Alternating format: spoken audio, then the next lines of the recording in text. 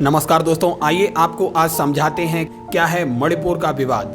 जैसा कि आप पिछले कई दिनों से देख रहे होंगे कि मणिपुर में काफ़ी हिंसा फैली हुई है और कई दिनों से उपद्रव चल रहा है मणिपुर के अंदर। इस मुद्दे को जानने के लिए सबसे पहले आइए हम एक नज़र डालते हैं मणिपुर की भौगोलिक स्थिति पर। जैसा कि हम आपको बता दें, मणिपुर की राजधानी इम्फाल मणिपुर के बीचों बीच में स्थित है। मणिपुर का जो 10% भाग है इम्फाल, जहाँ पे घाटी है, और बाकी का जो 90% भाग है, 90% भाग जो आता है वो पहाड़ी भाग में आता है। यहाँ पर विवाद है मैती और कुकी के बीच में।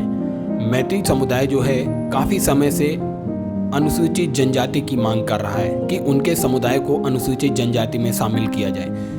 वो इसलिए कर रहा है क्योंकि मैती समुदाय की जनसंख्या यहाँ पर 53% है और अनुसूचित जनजातियों को संविधान के अनुच्छेद 371 के तहत ये अधिकार दिया गया है कि वह मणिपुर के पहाड़ी और घाटी दोनों इलाकों में रह सकती हैं, परंतु मैती समुदाय अनुसूचित जनजाति में नहीं आता है। मणिपुर में निवास करने वाली जो पहाड़ी जनजातियां हैं उनको पहाड़ी और घाटी दोनों इलाकों में रहने की छूट है, परंतु जो मैती समुदाय है, मैती समुदाय जिसकी जनसंख्या 53% है, वह केवल घाटी के 10% भाग में ही रह सकता है। 33% जनजातियों को पूरे 100% भाग पर रहने की आज़ादी है, परंतु जो 53% जनसंख्या है मैती, वो अनुसूचित जनजाति में न होने की वजह से केवल घाटी का जो भाग है इम्फाल 10% भाग में ही फैली हुई है। उन लोगों ने मणिपुर की सरकार से इस बात की मांग की थी कि उनको भी अनुसूचित जनजाति में शामिल किया जाए, जिस वजह से जिसके परिणाम स्वरूप वह मणिपुर के अन्य भागों में जो 90% पहाड़ी भाग है